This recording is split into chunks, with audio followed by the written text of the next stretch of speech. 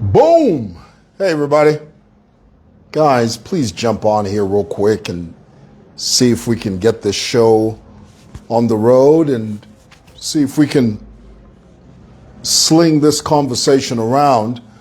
Do me a favor, guys, if you're watching me, wherever you're watching me from. My tie's not straight. It always annoys me when my tie's not straight. I'm one of those people, the tie has to be on point. Okay, if it's not on point, then there's no reason, there's no sense in tying a tie. This is what I believe. Guys, it's a beautiful, what is today, Wednesday? Ooh, I got a big deadline tomorrow, boy. Wednesday, the 29th of October. Can you believe we are already coming to the conclusion? We are standing on the precipice. We're standing on the cusp. We're standing on the edge of 2025. Before we know it, it's going to be 2026, boy. And then we're going to plunge ourselves in the election season, and all bets are off. My advice to social media influencers, the attention is on social media. The brand new currency now is attention. And whoever has the attention holds the keys to lots of money. So guys, if you're a social media influencer, if you have presence on this medium, on this platform, start invoicing political parties, because you're going to make lots of money. And this is the year to do it. This opportunity only comes around once every 5 years. So you have to maximize. You have to nip it in the bud. You have to be in it to win it. That's what I'm trying to tell you. So I get amused. I was reading earlier today, and I'll read some of the comments for you. Oh dear. First of all, I need to make sure that my audio is fine. Where's my phone? You see, this is what I go through. I have to rummage through all this stuff that I have on my desk. Did I ever share with you that Mumbayachi gifted me? He gave me this vinyl copy of his album. And let me tell you why I appreciate Mumbayachi for this, is that he never asked me for any money. He never said to me, oh, I brought you my album, could you please buy it? No. He just simply, he said to me, I've got a gift for you. And he gifted me. Now, of course, if he was going to sell it, I love the fact that, you know, had he told me it was for sale, I would have bought it. But he stuck to his word. He said it was a gift, and he gave me the gift. I love it. I have a record player, an LP. We used to call them LPs when I was younger. LP stands for long play. Okay? These are vinyl albums. I was telling Yo Maps a few months ago, I said Yo Maps needs to produce a compilation vinyl album of his biggest hits, and produce them in a vinyl format like this, and trust me, Zambians would buy it. I'd be the first one to buy it, because it would be like a souvenir. And then Yo Maps could sign it, and Mumbayachi, I don't think he signed. Yes, he did. No, he didn't. This is but I want Mumbayachi to sign this for me one of these days. Thank you. Guys, let me read some of your comments. If I can find, somebody was saying earlier on here, when I posted that I was going to talk about these two issues, someone said, oh, so Black Apple is giving you pressure. Zambians love saying that. Guys, let me explain something. It is not pressure when you decide to respond. Hear me. This is social media 101. If you want to protect your brand, your name, your persona, and someone releases false information or inaccurate information, or information that is less than truthful, information that is less than being honest, And then you decide to rebut. You know the word rebut? You decide to respond. You decide to reply. It doesn't mean it's pressure. You know, somehow, I think Zambians, when they say that to you, it's a way of trying to convince you that you're sweating. Nobody's sweating.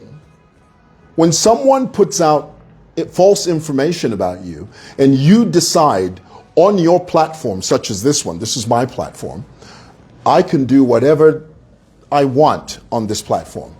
I can turn on my live if I want. I can leave this phone recording as long as it's on a charge. I could leave it for 24 hours a day. It's my choice. Why? Because it's my platform. So when I decide to rebut and to reply on my platform, it doesn't mean it's pressure. It just simply means I have an opportunity now to respond to something that has been falsely said. Simple. There's no pressure. And then somebody else said to me on the comment section, me, I've got no time to listen to that. I want to be available. That's your choice. Nobody is coercing you to be on this platform. You know, another person said, you, mwewa, why can't you talk about Zesco? Well, why don't you talk about it? We've talked about it, so why don't you talk about it? Why don't you utilize your platform to do that? My point, guys, is this. On your platform, you do what you want, okay? All right. Did I share this with you? Did I tell you about this beautiful radio? I bought this from Bric-a-Brac at Agora Village. This, my brothers and sisters, is a real radio. This is we used to call these the wireless. We're listening to the wireless. Okay, we used to, and this is a real radio and it works and I love it. I do. Thank you for that, Bric-a-Brac. Guys, let's get into it. Many of you know that there's a very notorious PF diehard thug by the name of Joe Blackapple. I refer to him as thug because I was a first-hand witness to his antics when the PF were in power. By virtue of the fact that I spend an average of 10 hours a day here at Simoson building. Simoson, some of you may not realize, is a very politically charged, sits on a very politically charged corner of the CBD. This is probably one of the most, I'll go ahead and say it because it's the truth. It is one of the busiest corners in the entire CBD because we're located directly opposite City Market on the northern side. And we've got Lumumba Road, we've got Simon Moore Lane, we've got Simon Moore Market. So there are two huge, massive markets, and we are sandwiched right between them. So this area is very volatile. Now, I have spent the vast majority of my working life here at Simoson. I've been here for 38 years. When we first came here in 1987, there was nothing here. City Market was built in 1997. We were here before City Market. In those days, in the 80s, when you said you were going to Simoson, it was like saying you're going to the industrial area. Nobody cared about this spot. Now it's all changed. 38 years later, this is the epicenter of political activity here at Simoson City Market, Lumumba Road. So I said all of that to say this. Over the years, I have seen them come, I've seen them go.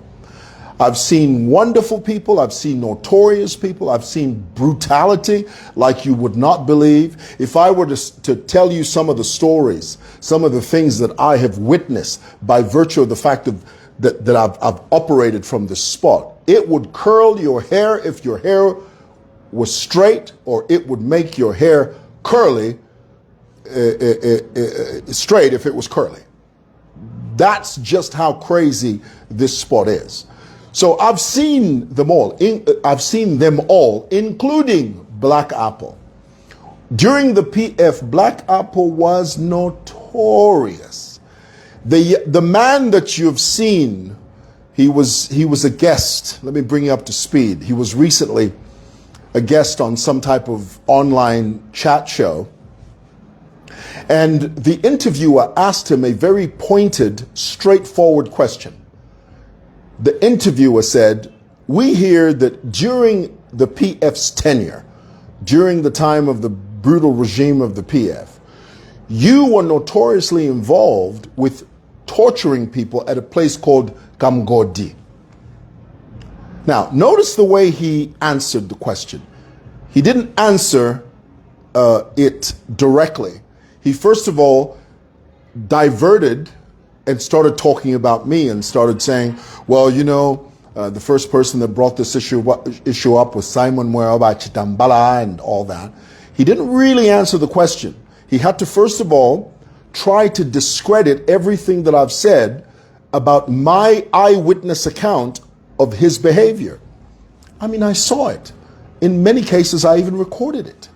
I remember when and he made reference to when City Market was burnt, but he conveniently forgot to mention that when the two canopies of City Market collapsed, because in those days, the manager of City Market decided to erect billboards illegally, and the way the wind was hitting the billboards, it brought down those two canopies. When those two canopies collapsed, it was an absolute miracle that no one was hurt, no one was killed. Of course, many vehicles and buses were damaged, but there was not one single person that was injured, not one person was killed. If you saw the damage that the collapsed canopies caused, immediately you would think that many people died, but nobody died, thankfully, miraculously.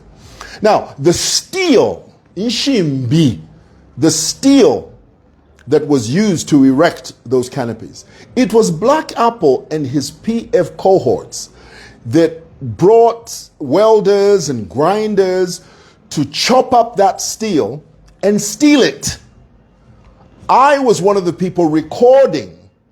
When Black Apple saw me recording, he immediately instructed his boys to grab me and throw me out of the market and slap me up a bit, you know, and they sort of, one guy punched me in the back of the ear and chucked me out of the market. The market, a market that is a public place, it belongs to you, it belongs to me.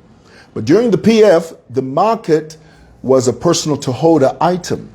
During the PF, the market belonged to them. Black Apple and his cohorts had it in their minds that City Market belonged to them. Hence, the reason they chose, in many instances, not just this one, they chose to cut up, to chop up the steel, because in their minds, even if Boma, and we are part of Ichipani. So because we are part of Ichipani, and even if Boma, canopy, my canopies, the collapse, we'll just take them.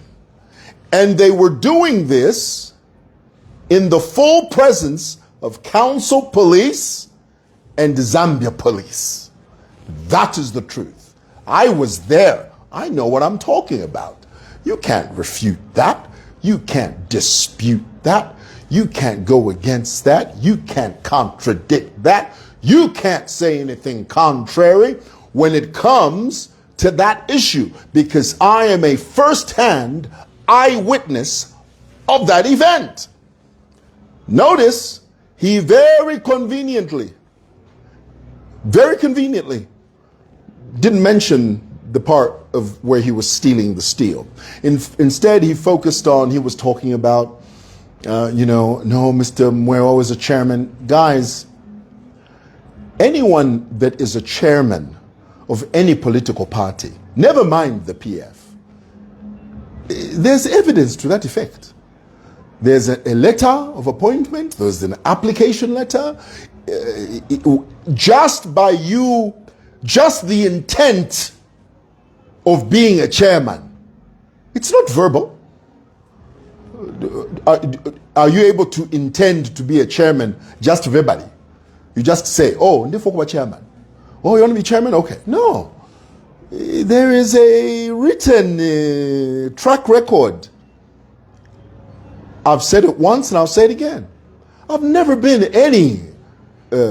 I've never vied, I've never applied, I've never asked for any political position in the PF. Never. Had I done that, oh honey, the PF would have a long time ago, in the position we're in now, the vantage point that we're in at this very moment.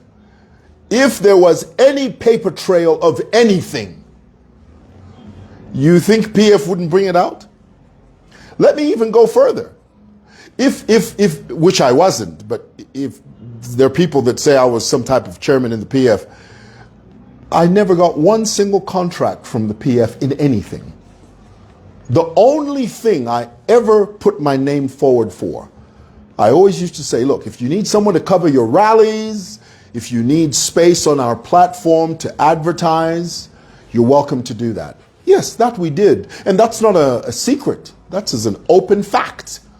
And people love to show clips of, it was me recording that. When Miles Sampa was running for mayor of the city of Lusaka, Edgar Lungu held a rally in Kanyama for Miles Sampa. Sande Chanda, is it Sande Chanda? Sande Chanda, yes. They asked me to, or his office asked me to go and cover the rally. And they said, we'll pay you for it. That is a service I provide. I've done it for the UPND during the 2021 period. I did it for both of them.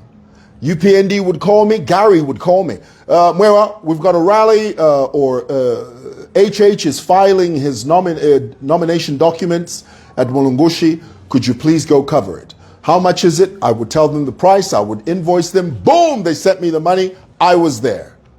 PF, the same thing. Mwewa, we've got a rally in Kanyama. Could you go cover it? We want your audience to see what we're doing. I give them the price. Boom, I was there. I did that with everybody. And I'm going to do it again in 2026.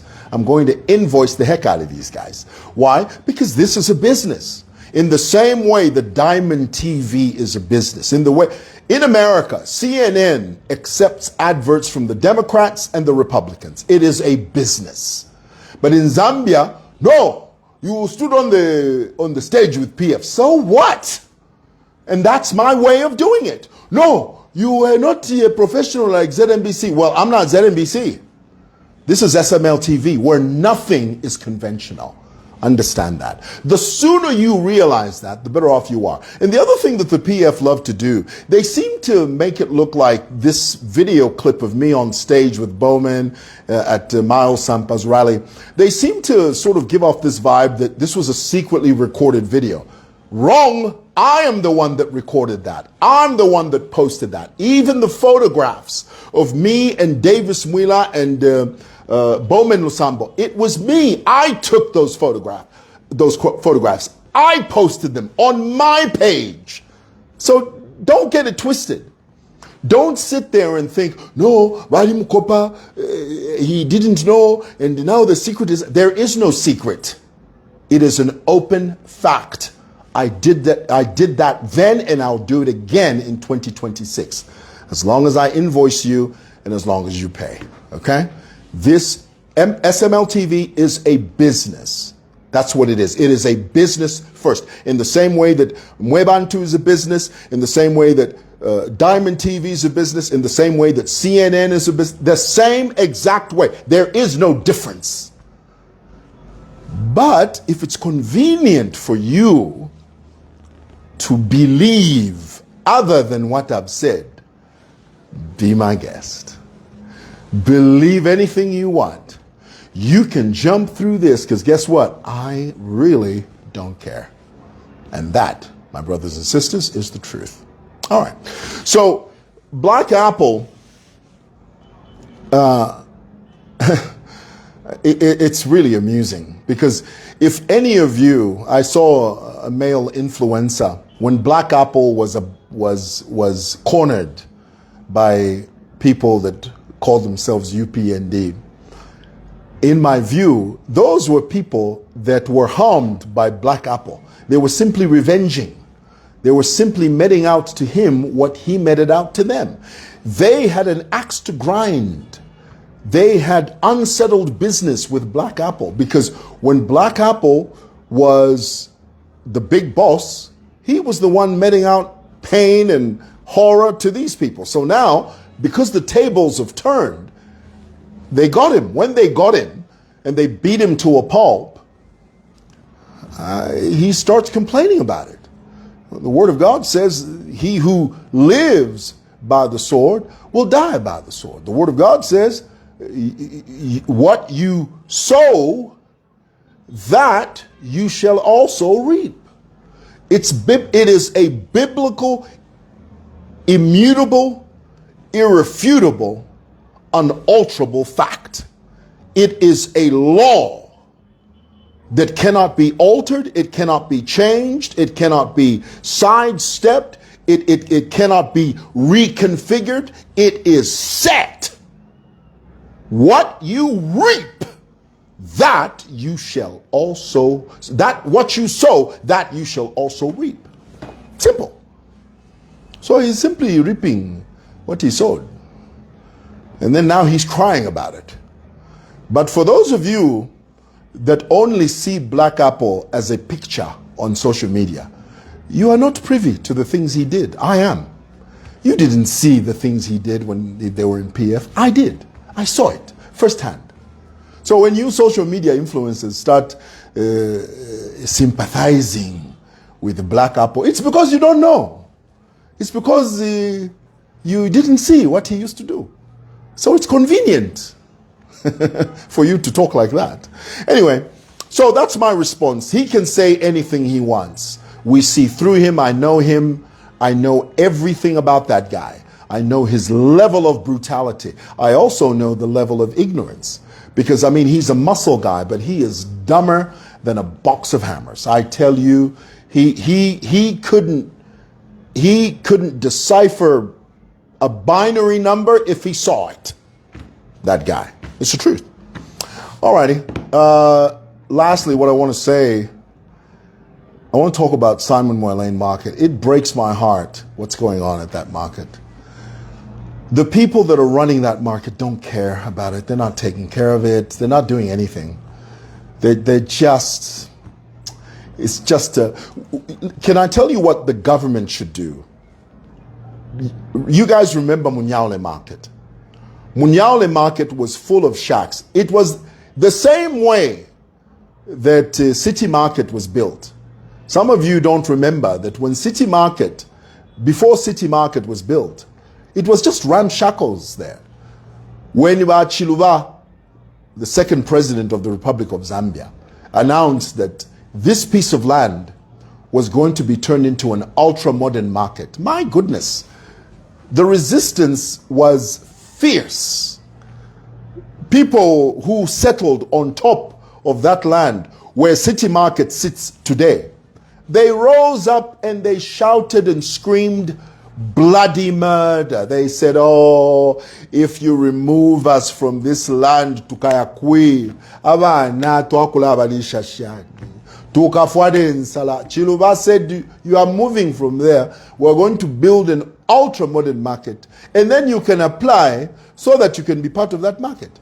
When they built it in 1997, Zambia National Service, in conjunction with an Israeli company, those same people who were screaming and shouting, Twala Akwi, you have displaced us. They looked at that ultra, hey, Fichawa machi market chino. Hey, Fibalera ndaba chiluba. Hey. Sometimes you need to compel. That's the reason the Word of God says, compel them to come in. Compel them to come in. Make them come in. Sometimes people don't see what they need until you compel them. Same thing with the Munyaule market. When Munyaule market was first announced, and this was during the PF, the Munyaule market issue has been going on since the PF days. Since the PF days, that under Vincent Mwale, that market was supposed to be built as an ultra-modern market. But because of politics, because cadres were trying to stand in the way of Vincent Mwale and even Gary Nkombo, there was some resistance towards Gary Nkombo when Gary wanted to push the issue of the market being built, Munyaole market being turned into an ultra-modern market. Because our people are okay with mediocrity. Our people would rather sell from a shack than an ultra-modern building. Why? Because in their minds they think, no, you're going to displace me. You're going to move me from this shack. Yes, you are saying you want to build an ultra-modern market with bricks and mortar. But in the process, you're going to remove me from my spot. And I have this small shack that helps me feed my family. Our people have no foresight. They only think about today. Just here. Just here. A Zambian will only think like this here. No, nilelo twala dielelo. Nga Milo. No, forget Milo. Nilelo. And you think that's okay? It's not okay. So there's Munyaole Market. Lusaka City Council leased Munyaole Market to a foreign guy who said to City Council, Lusaka City Council, you don't have the money to build an ultra-modern market. But me as a foreigner, I have it.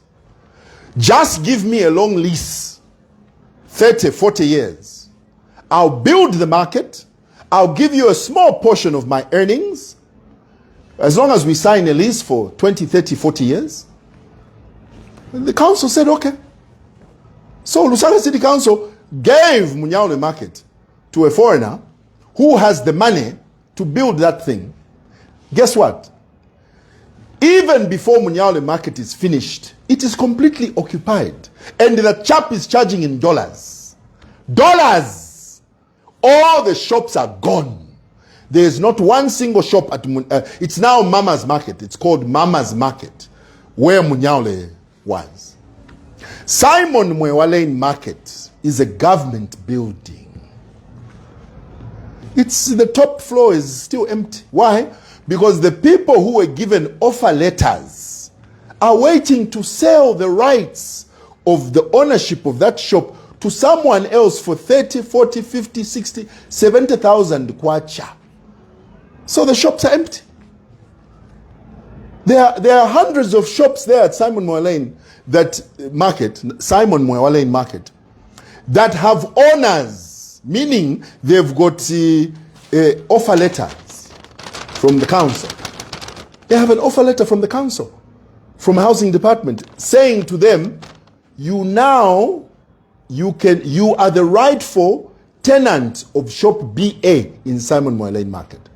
But the person who has been given that letter, that offer letter, does not know anything about business. He's just waiting to sell this shop to someone for 80,000 kwacha. What is the answer to this Simon Mwewa Market? Government should give it to an investor who should run it commercially for a profit, so that council has a revenue stream. It is that simple. But the way it is now, there, already, I mean, the thing is hardly open, but it's already derelict. Just constant sweeping is an issue. Constant is an issue. You go to Mama's Market. When Mama's Market, which is under a foreigner, you go there when it finishes. Sparka jazz. Clean. Why? Because it's a private business. And they know the value. Now Muzambia, the attitude, no, niva boma. Yo in attitude, that is what is killing this country. That is what is killing this city. When you start saying niva boma and you don't take care of it, that's the result. I mean, this is there. No,